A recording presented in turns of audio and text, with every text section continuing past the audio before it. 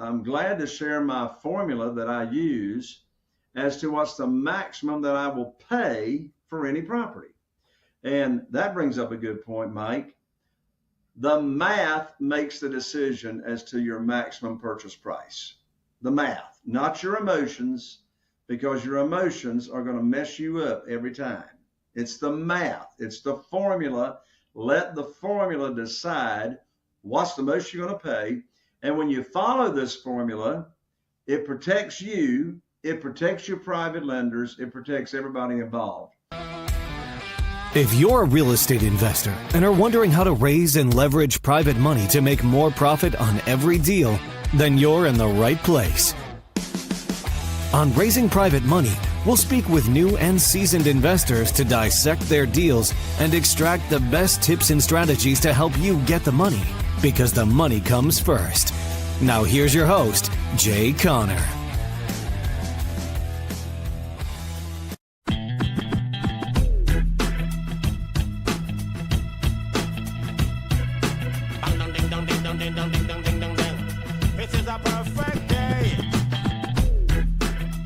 Everybody, welcome back to the show. Today we have Jay Conner. He is an author. He's a real estate investor, and his company is called the Private Money Authority. Ryan isn't with us today. He had an emergency come up, so it's going to be just me and Jay. How you doing, Jay? Welcome to the show. Mike, thank you so much for inviting me to come along. I'm so excited to be here because we get to talk about my favorite topic, which is private money. How to get unlimited funding for your deals without ever having to ask for money. I love talking about that. How in the world do you get money for your real estate deals without ever having to ask? And you know, one reason I'm so excited, Mike, is because ever since my wife, Carol Joy, and I started investing in single family houses all the way back in 2003, I've been using private money since 2009. I've never missed out on a deal for not having the money. And private money's had the biggest impact on our real estate investing business than any other strategy that we have employed. So before we dive into the topic and actually how it works, can you give us just a brief overview of your career, how you got into real estate, very first deal to, what you're doing now? Sure. Well, I was raised in the mobile home business, manufactured housing, and the financing for those products went away in the early 2000s. So Carol Joy, my wife, and I, we started investing in single family houses here in Eastern North Carolina all the way back in 2003. And we flipped over 500 houses now in our career. We started flipping houses before HGTV even existed, before it was a sexy thing, to do. And so we've done a lot of deals. We're in a small market, Mike. Our target market's only 40,000 people, but we do on average 2 to 3 deals a month with average profits at $86,000 per deal. Now, I don't say that to brag. I don't say that at all coming from a space of ego. The reason I share that is because there's a point to be made. And that is when it comes to real estate investing, particularly in single family houses, there's an argument to be made to focus on smaller markets instead of competing in the big cities and all that. I'd rather be, a big fish in a small pond. So from 2003 until January of 2009, Mike, the only thing I knew to do to get my real estate deals funded is go to the local bank or the mortgage company, get on my hands and knees and say, please fund my deal. And, I had to pull up my skirt for the banker to look at all my personal assets and had to get my credit score pulled and financial statements and all that stuff. That was all traditional institutional money. And Mike, that worked okay the first 6 years, from 2003 to January 2009. But then everything changed. I remember that time. I was a loan officer at that time. Oh, were you? Wow. I was. Yeah, well, I had my active mortgage broker license for decades. And so, yeah, January 2009, I'll tell you, Mike, exactly what happened. I was sitting right here at my desk and I called up my banker. Now, my banker's name was Steve, and Steve had been funding my real estate deals for 6 years from the same bank. Back then it was called BB&T. So he was with Branch Bank and Trust, and he funded a bunch of deals. Well, here's what happened, and here's where everything changed. I called up Steve and I told him about 2 houses that I had under contract that I needed funding for. And I wasn't calling anybody else. I mean, he was the guy. So, Mike, I told Steve about these 2 houses I had under contract to purchase. And like that, I learned that my line of credit had been closed with no notice to me. And I said, Steve, what in the world are you talking about? Why in the world are you telling me that my line of credit's closed? I said, for goodness sakes, we've done a ton of deals in 6 years. We got a great business relationship. I got an 800 credit score. I've never been late on my payments. What is the problem? He said, Jay, don't you know there's a global financial crisis going on right now? I said, no, Steve, I don't know nothing about that. I said, but I do one thing now. You just gave me a financial crisis because I don't have a way to fund my deals. And so he says, sorry, Jay, we're just not loaning money out to real estate investors anymore. So, Mike, I hung up the phone. I sat here at my desk for a moment, and I asked myself a very, very powerful question. In fact, the answer to this question changed totally the trajectory of our investment company. So I sat here for a moment and I thought to myself, and by the way, this question will help, or the answer to this question will help fix any problem that anybody's got going on. I don't care if it's health, relationships, financial, career, it don't matter. The power's in asking the right questions. And by the way, Mike, these people running around saying, oh, every problem's an opportunity. I want to throw up. I didn't have an opportunity.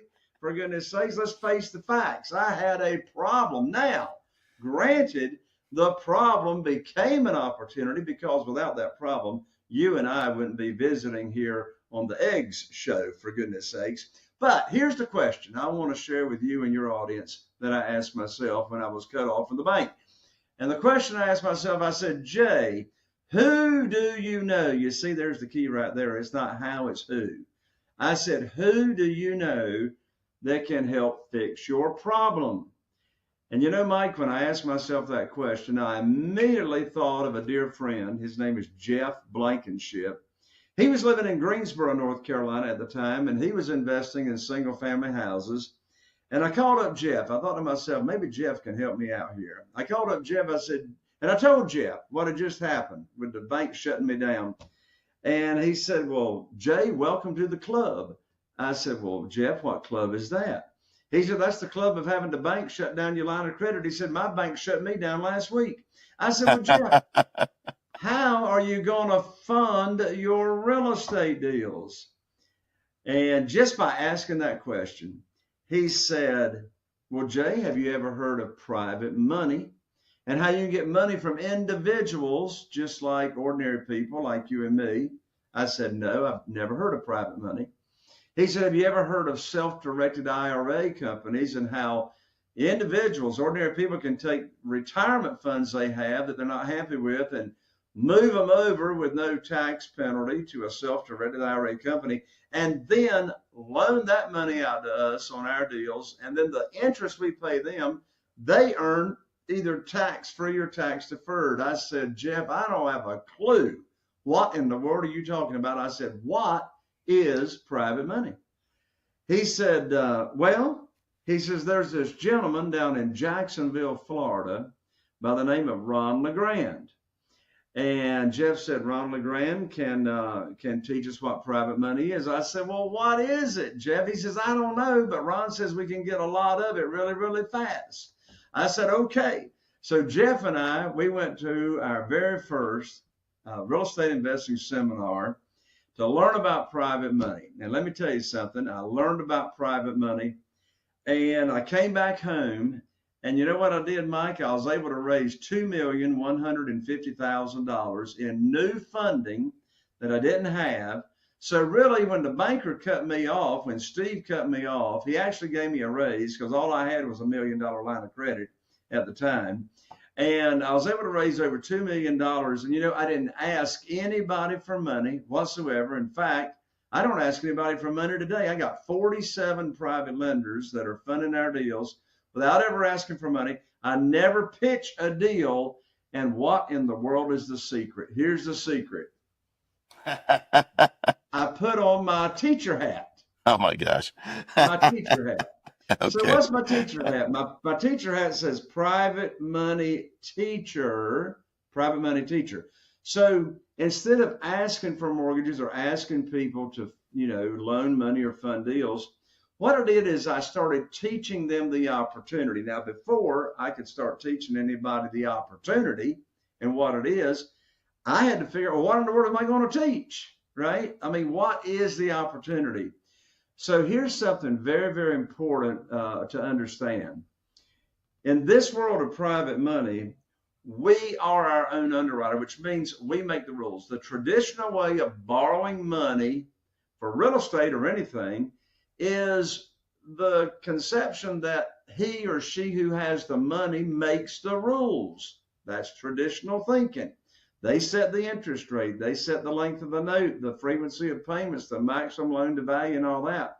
So instead, in this world, instead of going and getting on your hands and knees and having to fill out applications, in this world, you put together what you want to offer. I say just sort of duplicate what I've been doing. It's been working pretty good since 2009. So I decided what I was going to pay my investors, my private lenders. Well, I decided I was going to pay them 8%. Mike, I've been paying them 8% ever since February of 2009, and I haven't changed. And that's like in 2009, 8% was high. Oh, yeah. Yeah, but you're not dealing with the crap with the bank, so that's probably like okay for you because you're not jumping through the hoops. So it's kind of like yeah. There's no hoops to jump through, Yeah. right? Because we make the rules. So I decided I was going to pay everybody 8%. I was going to not borrow more than 75% of the after repaired value. I didn't say 75% of purchase price. 75% of the after repaired value. That allows me to bring home a big check every time I purchase a house. I mean, who wants to get paid to buy houses without taking anything to the closing table? So I just put together what I was going to teach. So I went about sharing with people in my own warm market, people that I go to church with, people in the Rotary Club, etc. And I taught them the opportunity. And what I'm getting ready to say right now, Mike, is super critical for everybody to understand. In fact, Mike, I'm going to take a little risk right now. I'm going to ask you a question. I'm not sure of your answer, but I'm going to take a risk. Have you ever heard the guru on stage teaching real estate to say something like, "Oh, just get the deal under contract. The money will show up"? Yeah, I've heard that a few times. For goodness sakes, I want to throw up. Or have you heard them say, "Oh, just get the deal under contract. Money finds good deals," right? I know you've heard that. And let me look, I want to be like the Kool-Aid cartoon character and run into the brick wall like you see on TV. That drives me crazy. I was like, come on now. Where's the money going to come from? Is it just going to like rain out of clouds or something, Now, look, if you're a wholesaler, you're getting the money lined up first. That's called your buyer's list. Right? That's what they teach you when you first start wholesaling. But if you want to stay in deals like I do, we want to get the money lined up first. So back to what I was saying. It's so critical to understand what I'm getting ready to say. You see, right, here's the thing. Never talk about a deal you need funded in the initial conversation with a new potential private lender. You see, my 47 private lenders, Mike, they never heard of private money, private lending. They never heard of self-directed IRAs. I got 47 private lenders right now, and not one of them ever heard about this world until I put on my teacher hat, and I exposed them to it. So here's the point I'm wanting to make, and then I'm going to turn it back over to you. The point I want to make is separate the conversations between teaching the opportunity and what the program is and how they can be involved as an investor or private lender. And then after they've told you what they got to work with and they told you they like the program, then you talk about a deal. The worst time to be raising private money for real estate is when you need it for a deal. There's always going to be deals. And so I'm going to share right now, Mike, and then I'll turn it back to you. I'm going to share right now the exact script. Here it is. The exact script, exactly what I say over the telephone to my private lenders when I got a deal for them to fund without asking for money. So, Mike, I need your help to explain this. Let's do a role play here, a little hypothetical assumption. So this is leading up to how to get your deals funded over the phone without ever asking for money. So, Mike, first of all, let's assume that you and I have known each other for a while. We're friends. Maybe we go to church together. We got the trust. We got the friendship in place. So we got that. Now, let's secondly assume that I have put on my teacher hat and I've taught you the program. I've told you this opportunity. In all likelihood, you never heard of private lending. In all likelihood, you've never heard of self-directed IRAs in this example. And so let's assume you like it. And let's say you've told me that you've got $150,000 in a 401k with a previous employer, and you still got that money sitting over there in a 401k at the previous employer, and it's in the stock market, and you're not liking the volatility of the value going up and down. And I've taught you in the program that it's just like putting your money in the local bank in a CD, except you make a whole lot more money on interest. And so let's also assume that I've introduced you to a self-directed IRA company representative, and they've moved your money over at your request because you want to invest in my program. So they've moved the money over. The money is sitting there in that self-directed IRA account that you set up with the current retirement funds that you had. And so now there's the setup. Here comes the phone call. And maybe I'm calling you a week or 2 weeks after you got your self-directed IRA account set up from that old 401k. And here's what I do. I call you up, you answer the phone, we have a little chit chat. And this, Mike, is what I call the good news phone call. All right, here's the script. I call you up, you answer the phone, we have a little chit chat. And then here's exactly what I say. I say, Mike, I've got great news for you. I can now put your money to work. I've got a house under contract here in Newport, North Carolina, with an after-repaired value of $200,000. Now, the funding required for the deal is $150,000. That matches up to what you've got at your self-directed IRA. Now, closing is going to be next Tuesday.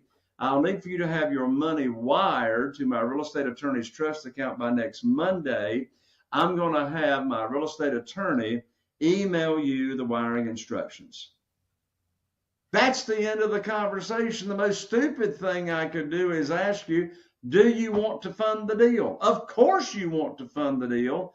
And here are 3 big reasons why Mike wants to fund my deal in this example. Number 1, Mike trusted me to move his retirement funds over to the self-directed IRA company that I introduced him to. Number 2, Mike knows I'm not going to bring a deal for him to fund unless it matches the criteria of the program I already taught him.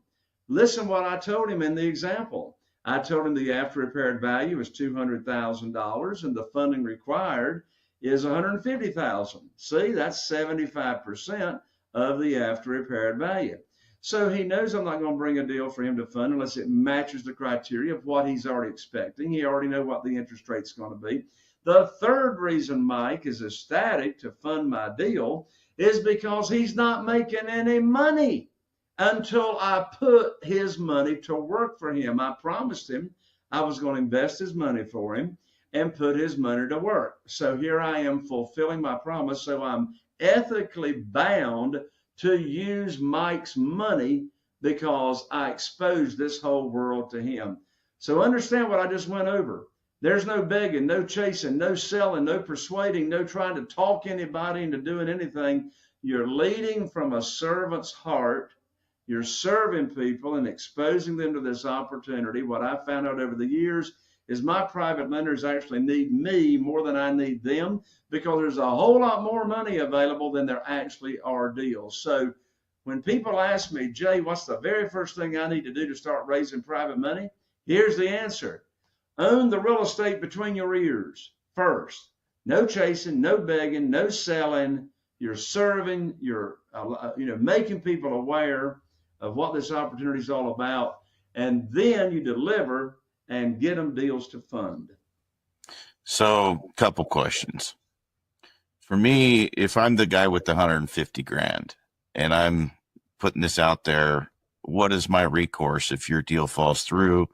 If the house doesn't perform as intended, am I now just the owner of a piece of garbage house that didn't get fixed right, and now I have to deal with it myself? Obviously, it's like you've built the rapport with the person, the person beforehand. If you're trying to get them to invest their 401k into this property, this isn't something that you're going to go and just put your money into this fund and Joe Schmo is going to come and have access to my money and buy a piece of property that's not really going to perform as expected. Is there any recourse for that? Yeah, I'm so glad you asked that question, Mike, because there's different. So, one question I get all the time is, well, can you use private money for any kind of real estate? The answer is yes. You can use private money for single family houses, self-storage, land, apartments, etc. But here's the big difference, and that is, how is it structured? So let me explain the structure of this and how the private lenders are protected. So you just mentioned the word fund. So typically on large projects, such as a larger self-storage facility or an apartment complex that someone's going to buy and, increase value for 3 or 5 years and then turn around and flip it. Those opportunities, there's going to be a fund, as you just said. There's going to be a fund. And so that's where you have the SEC come into play, the Security Exchange Commission. That's where the operator of that investment opportunity is going to have a SEC attorney draw up a private placement memorandum. And so then investors will invest into the fund on those type projects. What I'm talking about here is a whole different world. In this world that I'm talking about, the SEC is not involved. The SEC is not regulating what we do, because everything we do in this world with single family houses, which also includes duplexes, triplexes, and quadplexes, those individual properties, everything that we do is called a one-off. That's slang. A one-off is slang for asset-backed debt. Asset-backed debt. So in this world of private money with single family houses, think of the private lender as the bank. Think of the private lender as the bank, which means we're not borrowing unsecured money. So the private lender, is going to get in North Carolina, a deed of trust. Most states call it a mortgage. So we're going to give our private lenders all the same protection as the bank would require. So we're going to give them a deed of trust. We're going to give them the promissory note. They're going to be named on the insurance policy as the mortgagee, which gives them another layer of protection. If there's ever a claim on that insurance policy, then the private lender is named on that check from the insurance company. We're going to name the private lender on the title policy as additional insured. So yes, here's the bottom line answer. If you, as the borrower, do not pay Mike, your lender, in our example, the private lender, then the property does, which means they get the property, and now that's their security, they're back in. Of course, none of the private lenders want the property. That's why they are a private lender. They want to be totally passive. All they want to do is sit back and collect checks, and you take care of them. I mean, you perform as you promised them that you would perform. So the reason this program has worked so well for my private lenders, all 47 of them, since 2009, is because every one of our private lenders have been paid 100% of every penny coming to them. You see, they're not taking the risk of sharing in the percentage of the profit. It don't matter what the profit ends up being. And by the way, the profit never ends up being what you intended to. I've flipped over 500 houses. I've never had a repair budget come in on budget exactly. Why is that? Because Murphy lives in every house. And sometimes Murphy's cousins and aunts and uncles show up, and y'all know what I'm talking about. If the unexpected can happen, it's going to happen. So the reason that the private lender always ends up being taken care of is because of the conservative loan to value. We're not going to borrow more than 75% of the after repaired value. Now, as you mentioned, Mike, your private lender is counting on you to perform. They are secured by that property. But as I said, they don't want that property. They want you to perform. So that's a very, very important part of the equation, is performing and making sure that the rehab gets done and all that. Now, by the way, I do want to make this point, and I'll turn it back to you, Mike.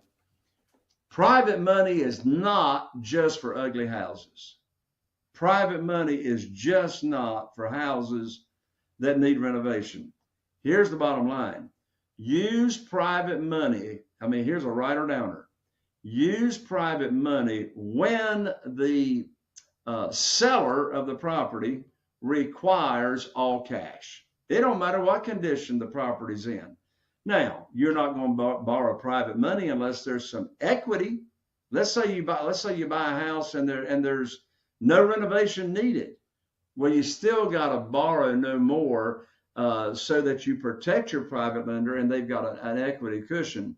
But I did want to make that important point. I mean, I use private money to buy houses that don't need any renovation when they won't sell to me on terms.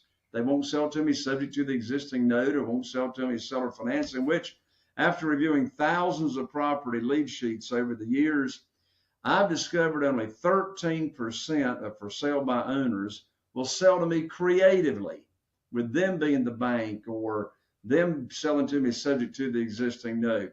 The majority of them are going to require the cash, and when you got the private money, then you don't have to worry about ever missing out on any deals. So let's flip the script a little bit. Say, for example, I have no money, but I want a piece of property, and I don't have a grandma or a friend with the 401k that I can sweet talk into being a private lender. Is there an option to reach out to people you don't know, a company that has like a collective fund that you can contact and be like, hey, here's the deal.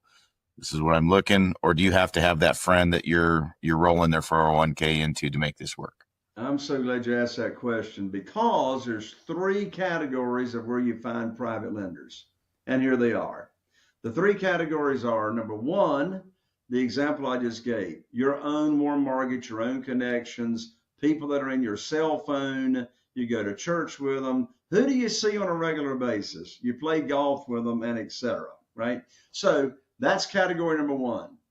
Category number 2 is what I call your expanded warm market. Because if you want to scale your business, you're going to run out of your own connections sooner or later, right? So how in the world do you grow your network so quickly? And we all know there's a direct correlation between your network and your net worth and the quality of your network. So how do you grow your network so quickly? Well, in my book, my best-selling book, Where to Get the Money Now, I've got a whole section in the book on how to grow your network very, very quickly. Let me go ahead and give you one example that I have gotten millions of dollars in private money by using this one strategy. And here it is. Join your local or one of your local BNI chapters, which stands for Business Networking International. Ivan Meisner founded Business Networking International decades ago, and I have been very, very involved, started being very involved in our local BNI chapter years ago when I started raising private money. Even little old Morehead City, North Carolina, population 8,000 people, we started a BNI years and years ago. But the way BNI works is they truly only let one person per profession have a seat. There's only one realtor. That's a very coveted seat in a BNI chapter. There's only one attorney, only one CPA, only one general contractor, only one essential oil lady salesperson, if you know what I'm saying. Yeah. So only one profession. Well, I joined BNI as the real estate investor. Odds are in your local BNI, there's not going to be anybody in the local BNI as a real estate investor. So I joined as a real estate investor, and then I volunteered to be the education coordinator. And that's a secret sauce right there. Whenever you're involved in these types of organizations or chambers of commerce or et cetera, volunteer, right? Serve. So every meeting every week on Tuesday mornings, I was able to present a 5-minute educational moment on how to be a better networker. So I had a lot of one-on-one meetings with our local BNI members, and in the one-on-one meetings, going to lunch or whatever, I'd tell them about the private money opportunity. I got millions of dollars by expanding my network, getting involved in the local BNI. The third category of where you find private lenders are existing private lenders. Existing private lenders. These are individuals, ordinary people just like you and me, that are already loaning their money out to real estate investors because they want to be involved in real estate, but they don't want to go negotiate deals, find deals, spend money on marketing, oversee renovation projects and that kind of stuff. They just want to sit back and get high rates of return safely and securely. So the question is, where do you find these existing private lenders? Well, don't do what I did when we started out years ago. I hired my real estate attorney to look for, on public record, deeds of trust here in my local county of individuals loaning money out on real estate. That didn't go too well because there wasn't that many on record. So I actually started a software called the Private Lender Data Feed years ago. We update that every month. We get every private lender closing information in the nation in the software, get the contact information of the private lenders, and you see the interest rate they're earning. I tell you another place to find existing private lenders, and that is in self-directed IRA companies.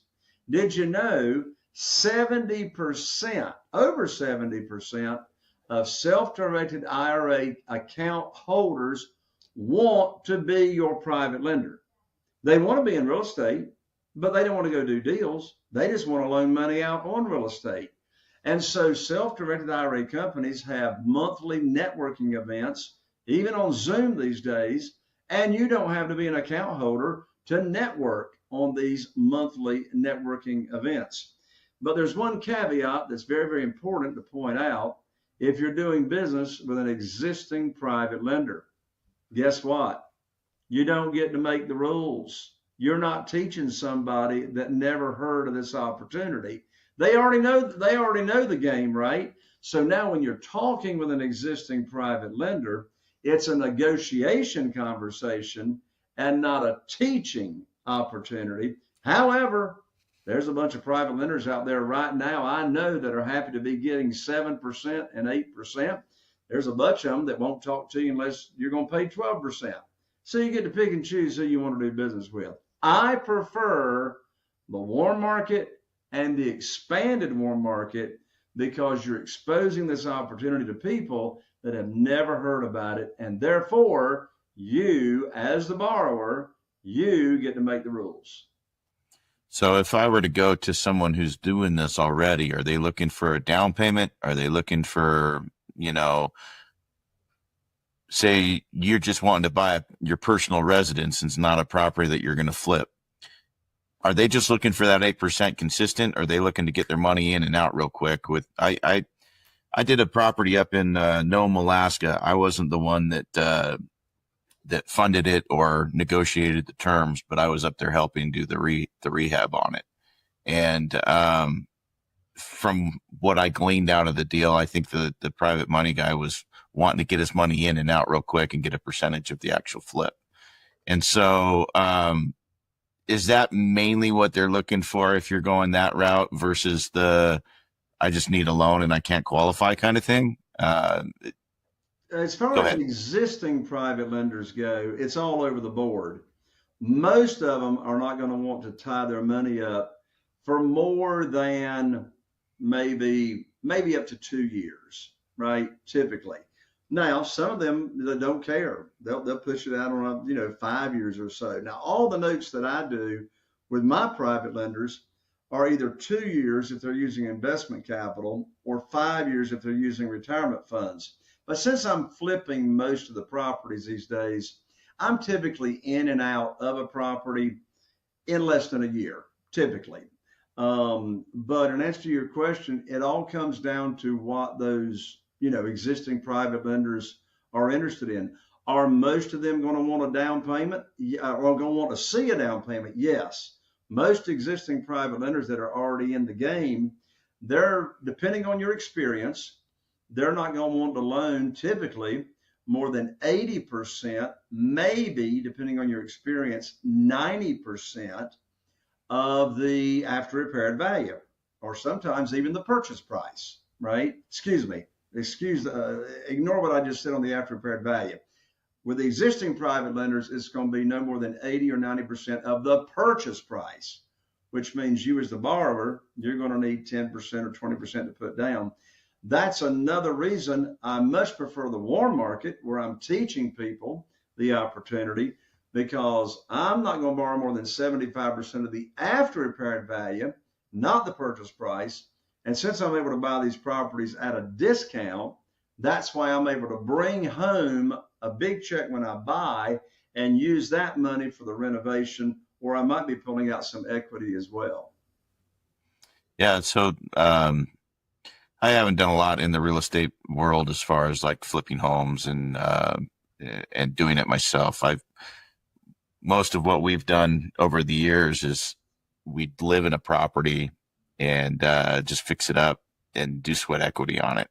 Just kind of make it that way. I haven't done it as an actual hiring a contractor, fix it up real quick, flip it, make $50K, move on to the next one.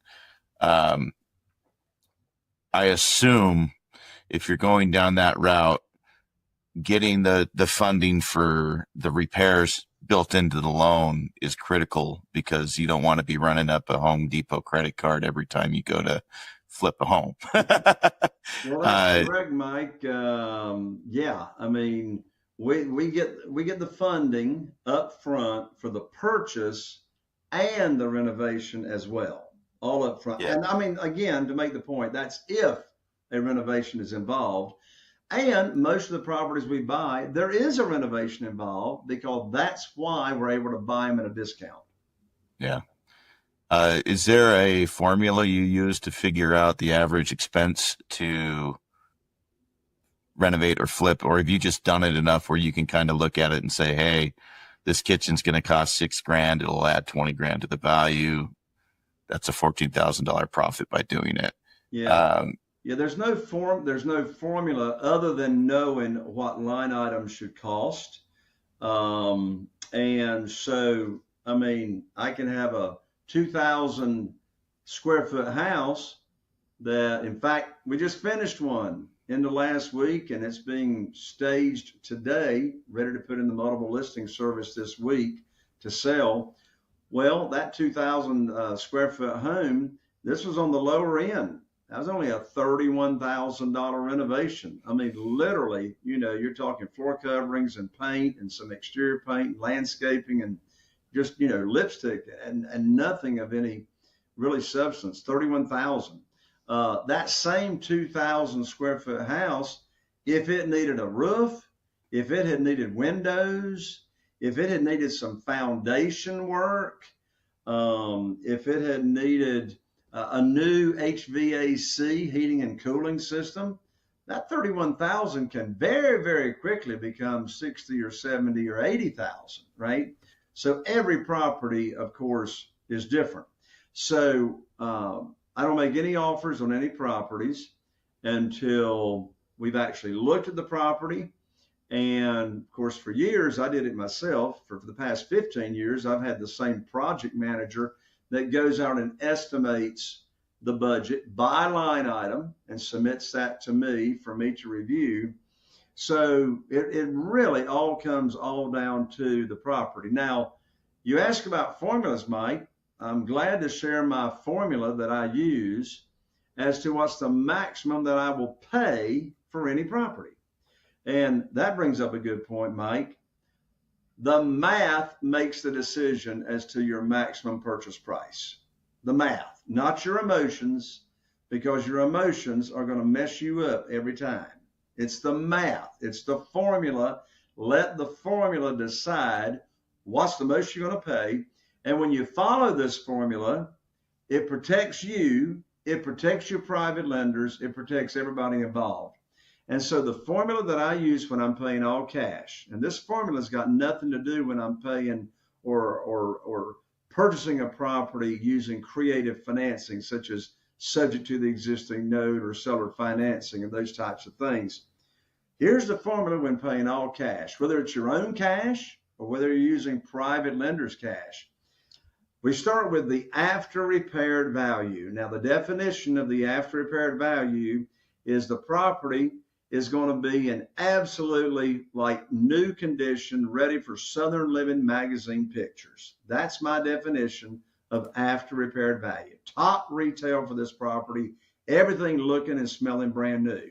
So we take the after repaired value, and then we'll multiply the after repaired value times 70%, and then take that figure, that accounts for your profit, carrying cost, then subtract from that the estimated repairs, and then that equals the maximum allowable offer. Now, if the after repaired value is less than $300,000, I subtract an extra $10,000 from that bottom line figure just to account for the unexpected. Another difference is if the after repaired value is more than $300,000, then I'll just multiply times 80% instead of 70%, because now you're talking bigger dollar amounts. And if the after repaired value is more than $300,000, I'll subtract an additional $20,000 from my maximum offer to account for the unexpected.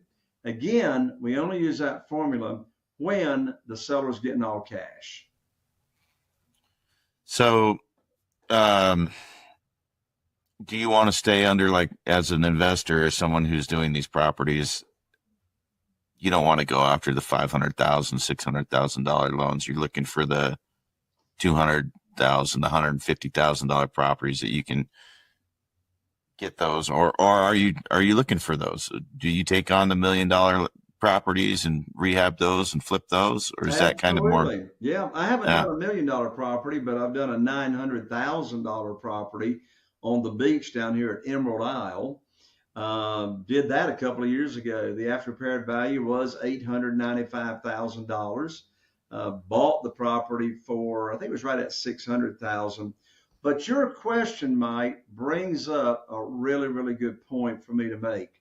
And that is, first of all, if you're just starting out and investing in single family houses, they don't take on those big projects. You know, if you want to start getting experience with the lower priced homes for what I call first time home buyer price points. So that's one thing you want to know if you don't already know it. Find out what is your first time entry level price point in the market where you are going to invest. Now, one big reason for that is because what I'm getting ready to say, your largest pool of potential buyers for that house are first-time home buyers. That's where most of the buyers are, is people that's never bought a home before. So that's the entry-level price point. Case in point, I just put a house on the market this past week. And here's a little secret. I list the property with my realtor. I've had the same realtor for 20 years. His name's Chris. I list the property after it's all renovated and absolutely beautiful. He puts it in the multiple listing service on Monday under a category called coming soon. Now, what's that mean? Coming soon means you can look at the music video. We get a music video, professional video for every property that we sell. That's in the multiple listing service. They can see all the pictures. They can see the price. They can see the description, but nobody can get in the house until the listing goes active. So we do coming soon from Monday, Tuesday, Wednesday, and Thursday. Then we go active on Friday. Well, this property at 5012 Highway 101 just went active this past Friday. I listed it for $229,000. Boy, is that a low price in our area. Talk about first time entry price, right? Well, we had 5 showings from Friday afternoon to Saturday. We went under contract Saturday evening for more than list price. So there's my point. By that house being at a first time buyer entry point, it's going to move very, very quickly, and it's going to lower your carrying cost and increase your profit. Yeah. Very interesting conversation. Like you've opened a lot of turned on a lot of light switches in my head here where I'm thinking of different alternatives of funding and things you can do. We're kind of almost at that point. Do you want to tell people how they can reach out, get in contact with you if they want to A, work with you, or B, just get your book? Sure. Yeah. A great way to really get a great foundation as to what we're talking about is my best-selling book, Where to Get the Money Now. And the subtitle is How and Where to Get Money for Your Real Estate Deals Without Relying on Traditional Lenders or Hard Money Lenders. And I'll autograph the book. I'll 3-day express it to you. The book is free, just covers shipping. You can pick up the book at www.jayconner.com/book. Again, that is www.jayconner.com/book, and I'll rush it right out to you. In addition, I'm also going to include 2 tickets to my live event, which is called the Private Money Conference. I put it on twice a year here in Eastern North Carolina. These tickets are valued at $3,000 for 2 people. I'm going to include 2 tickets. You can come for free. And another way to connect with me is come over and check out my podcast. Obviously, you like podcasts. You're listening to Mike and Ryan's podcast here, Eggs. My podcast, I'm now in my 8th year of podcasting.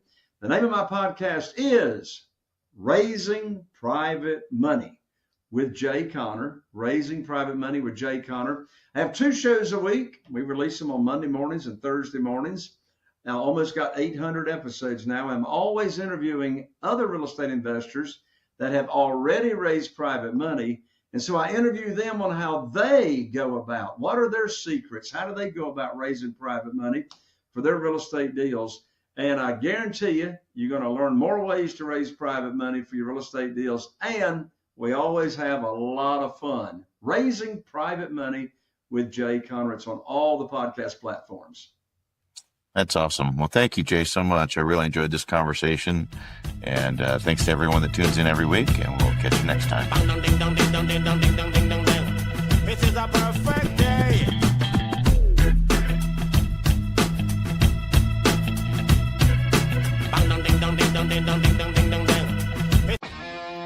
Are you feeling inspired by the knowledge you gained in this episode? Then head over to jayconner.com/moneyguide. That's jayconner.com/moneyguide and download your free guide that shares 7 reasons why private money will skyrocket your real estate investing business right now. Again, that's jayconner.com/moneyguide to get your free guide. We'll see you next time on Raising Private Money with Jay Conner.